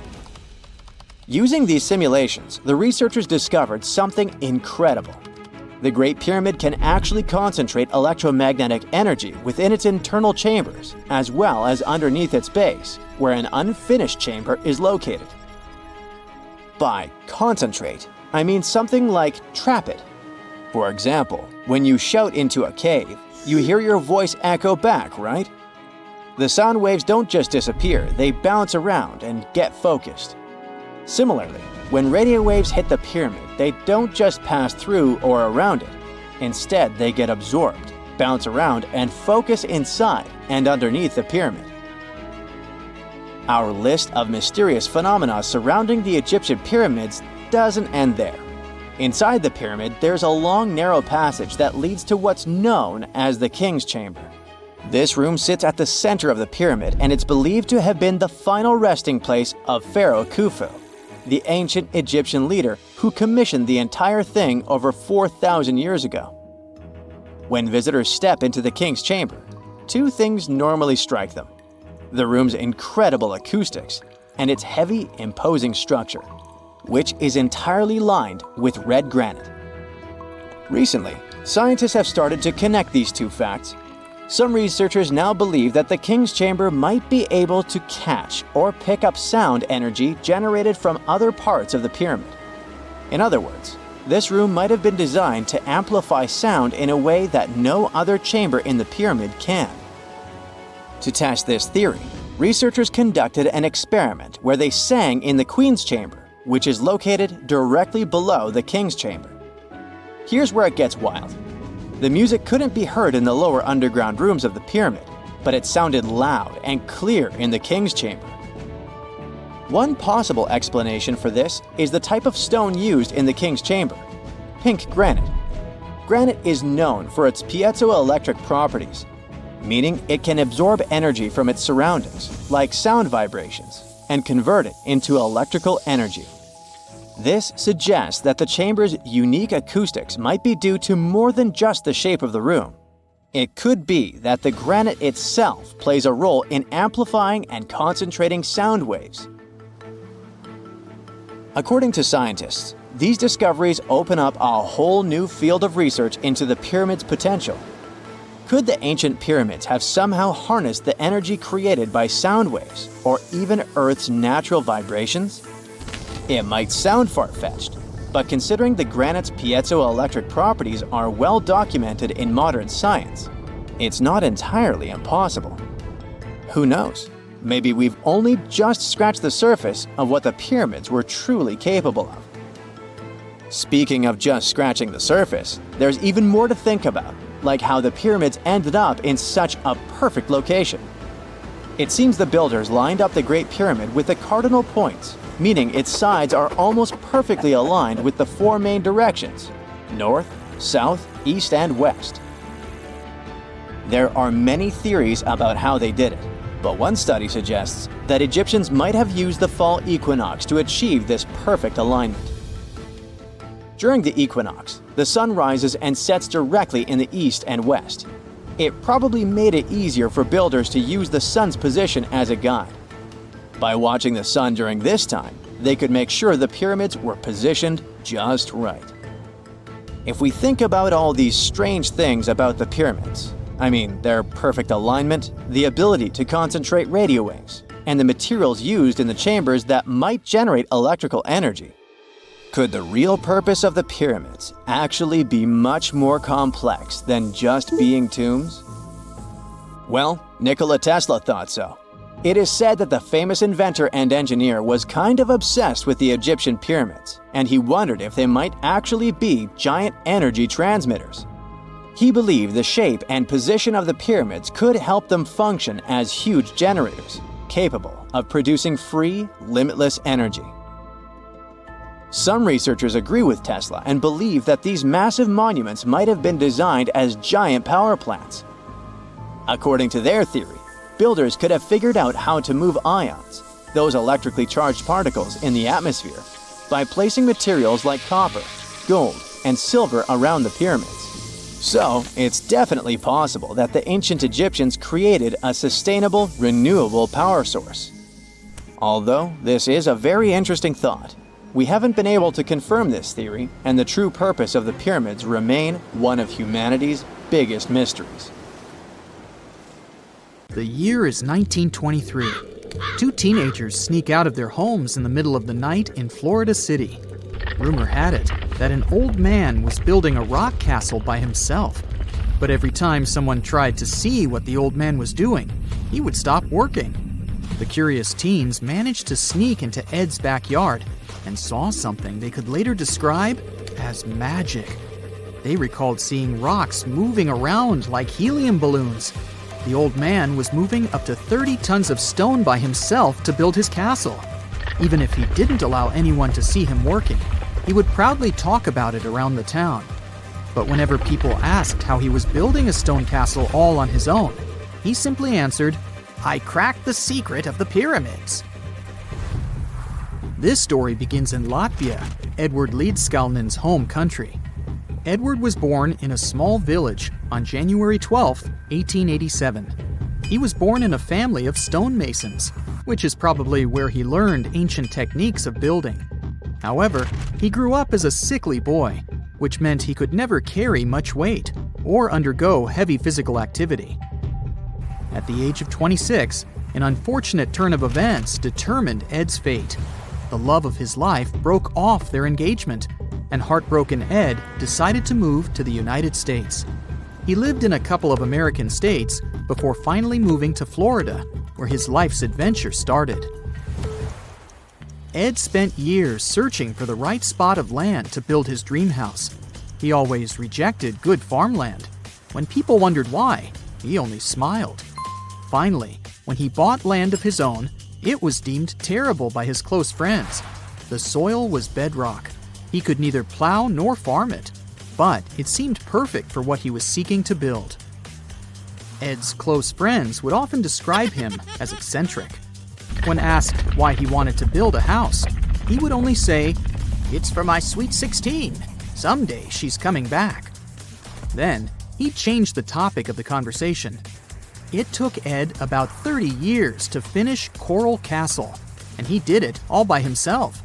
He would only work under the cloak of night and never let anyone see what he was doing. The completed Coral Castle embodies a number of unsolved mysteries. If you were to visit the site back then, you'd have to go through a 9-ton, 8-foot-tall revolving gate door that even a kid could push with just one finger. Ed was so proud of this door that he originally named the site Rock Gate Park. It was renamed Coral Castle only much later, after Ed's passing. Once inside, visitors would access the incredible wonders of Ed's constructions: towers, mystic symbols, furniture, and swing sets, all made entirely of monolithic blocks of stone. The stones are set on top of each other, using only their weight to keep them together. And believe it or not, the entire park gathers around 1,100 tons of stone. Today, if you visit Ed's living quarters, you'll even see the simple instruments he used to construct all of this: chisels, hammers, ropes, and pulleys. The type of work he did is difficult even with modern-day equipment, let alone without it. Coral Castle's main mystery lies in how Ed managed to do it. The only photograph of Ed Leedskalnin at work shows a simple leverage structure of a chain hoist attached to a wooden tripod. The tripod was made of old telephone poles with a small wooden box on top. What was in the box is, of course, a mystery. Unfortunately, he took his secrets with him, not sharing the truth of his work with anyone else. Yet, not all is lost, as there are many theories and speculation surrounding what could have happened there. One theory says that there is a harmonic grid inside the Earth's surface, something that would create anti-gravity spots around the globe. It's believed that Coral Castle was built in such a spot.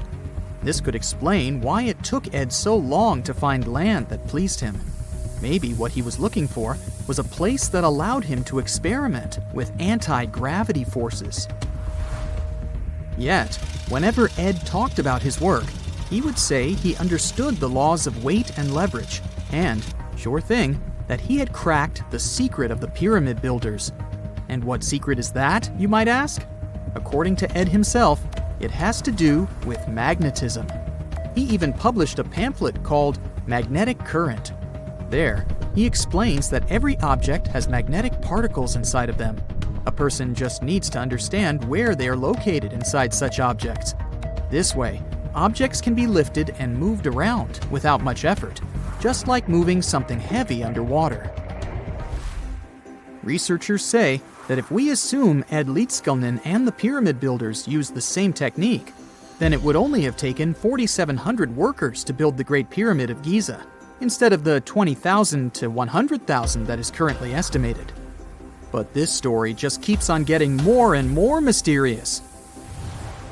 In the late 1920s, Ed was finishing the construction of Coral Castle in Florida City.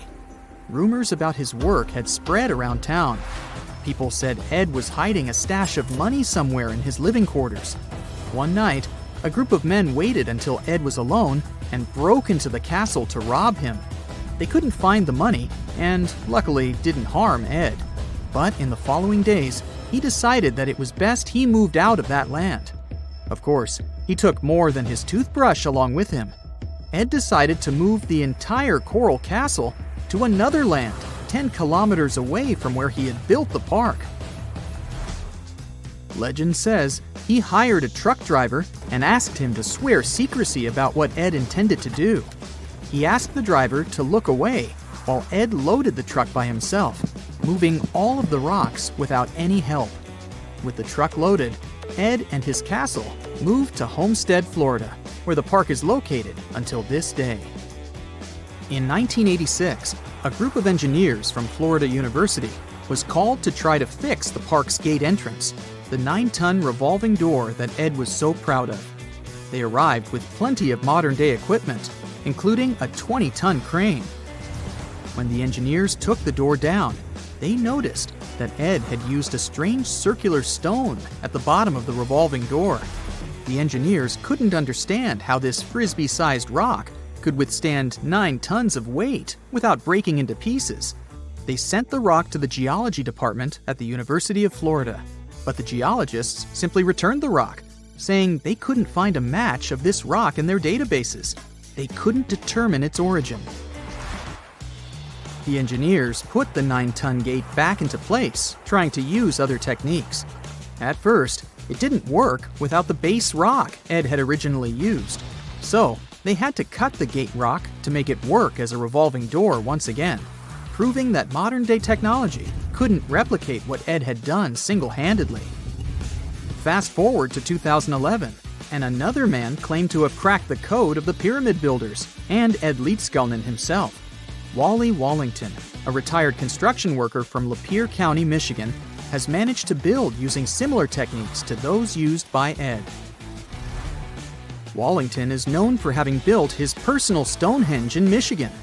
He is said to have used simple machines, such as levers and counterweights, moving around multi-thousand-pound concrete blocks.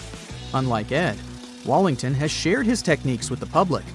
Multiple videos are showing the clever engineering he built from very simple materials. It sure is impressive. The man has moved his entire barn into another property just with the help of simple tools. However, there is no way to prove that these were the same techniques used to build Coral Castle. To this day, the secrets of Coral Castle haven't been unraveled. But hey, we can always keep trying to solve it. X-rays are a type of invisible radiation that can pass through our bodies and objects. They're very important in the field of medicine because they allow doctors to see inside our bodies without having to perform surgery. Now, let's dive into how X-rays work. They're a kind of electromagnetic radiation, just like light or radio waves. However, they have much higher energy than light, which makes them able to go through objects that light cannot. Imagine you have a powerful flashlight.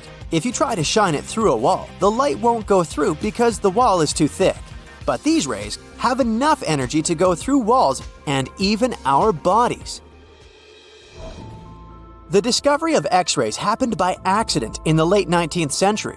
A scientist was experimenting with cathode rays, which are a type of radiation. He was working in his lab and noticed that a nearby fluorescent screen started to glow, even though it was not directly exposed to the cathode rays. He realized that something invisible was causing the fluorescence, and he named it X-ray, because X is the mathematical symbol for something unknown. He continued experimenting with such rays and discovered that they could pass through many objects, like flesh and bones, but not through denser materials like metal. He also found that X-rays could create images on photographic plates, just like a camera takes pictures. The way this works is quite fascinating. Imagine you're standing in front of a bright light and you hold your hand in front of your face. Your hand blocks the light and you can't see through it. But if you place a sheet of tissue paper in front of your hand, some light will pass through, and you'll be able to see the outline of your hand. X-rays work in a similar way. When a doctor wants to take an X-ray of a part of your body, they will ask you to stand or lie down next to a machine. This device has a special plate that can capture the image. Let's say the doctor wants to further examine your arm. They will place the X-ray plate on one side of your arm and the machine on the other side. Then, the machine will produce a controlled burst of X-rays that pass through your arm. Remember how we talked about the tissue paper allowing some light to pass through? Well, in this case, some of those X-rays will go through your arm, while others will be absorbed or blocked by the denser parts of your body, like bones. The plate captures the X-rays that pass through your arm, and it creates an image. This image shows the bones and other structures inside your body, allowing the doctor to see if there are any problems or injuries. Now, you might be wondering why X-rays can pass through some things but not others. It has to do with the density and composition of the objects. Denser materials like bones absorb more X-rays, so they appear white in the image. So when you look at the result, you'll see your bones as white shapes. Other tissues like muscles and organs are less dense and allow some of those rays to pass through, so they appear as gray shadows. What if I told you there's a whole new way you can peek inside objects, but without using X-rays? I'm not talking about magic powers. Take a comfortable seat while I explain what muography is. This fascinating scientific technique allows us to see inside objects and even beneath the Earth's surface using a special type of particle called a muon. These elementary particles are very similar to electrons, but they're much heavier. They are created high up in the Earth's atmosphere when cosmic rays, which are particles coming from space, collide with the air molecules. Now, muons are special because they can pierce through different materials. They can pass through rock, soil, and even buildings. Scientists realized this potential back in the 1950s when they were studying cosmic rays and noticed that some of the particles could pass through thick materials. The first muography experiments took place in the 60s. Specialists discovered that muons can be detected using special devices called muon detectors. These detectors are usually placed underground or in specially designed laboratories to shield them from other particles and background radiation. Now let's dive into how muography actually works. Imagine you have a large object, like a pyramid, a mountain, or even an ancient statue, and you want to see what's inside without damaging it. First, detectors are positioned around the object or in the area you want to examine. These detectors are sensitive to muons and can track their paths. When such a particle passes through a detector, it leaves a trace, like footprints in the sand. By collecting data from multiple detectors, scientists can reconstruct the paths. Here's where things get really cool. The Earth's atmosphere acts like a natural filter for muons. It turns out that the more massive an object is, the more particles it will block. So, if you have a large, dense object like a mountain, fewer muons will pass through it compared to a smaller, less dense object, like an empty box. This difference in the number of particles that reach the detectors can give us clues about what's inside the objects. Scientists use computer algorithms and mathematical techniques to analyze the data and create images. These images represent the density distribution of the object being studied. It's like creating a map that shows where the densest areas are and where there's gaps inside the object. The concept of muography is similar to using shadows to understand the shape and size of an object. Imagine you're standing in front of a bright light and you place your hand between the light source and a wall. You'll see a shadow of your hand on the wall.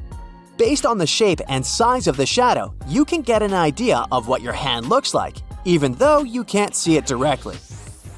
This technique has been used to study various objects and structures. For example, scientists have used it to explore the inside of volcanoes and pyramids, and even to investigate the structure of mountains and the Earth's crust. With the help of this amazing technique, scientists have now uncovered new information about the Great Pyramid of Giza. They discovered something that had eluded tomb raiders for centuries. They found a hidden chamber. And guess what they named it? The Big Void. Yeah, I know, not the most creative name. They even used 3 different muon detection techniques just to be super sure that it was indeed a big, mysterious void inside the grandest pyramid of them all. Once news got out about this mind-boggling discovery, Egyptian authorities couldn't resist the temptation to explore further. So, they brought in an endoscope camera to confirm the existence of this epic void. So, they inserted a camera through one of the openings underneath the entrance, and voila! It revealed a corridor. More so, the corridor had a chevron ceiling. I can't help but imagine the ancient Egyptians using it as a cool dance floor. Another team of scientists decided to take another shot at scanning this newfound void. According to them, the Great Pyramid of Giza is a pioneer in the pyramid game. It used a technique called chevron to cover internal structures and keep them from collapsing. Now, why did the ancient Egyptians build this corridor and the grand void it leads to? One theory suggests that the corridor was built to relieve pressure inside the pyramid. Another theory says that the void could be a result of the pyramid's construction process. It could have been an internal ramp used to move roof blocks into position, and then it was left there or filled loosely with rubble. According to other enthusiastic explorers, there might be another burial chamber waiting to be discovered. They believe that the pyramids were built with a dash of randomness in the construction process. As the builders worked their magic, they realized that some chambers wouldn't be able to handle the weight of a majestic sarcophagus. So they made adjustments on the fly, creating new plans as they went along.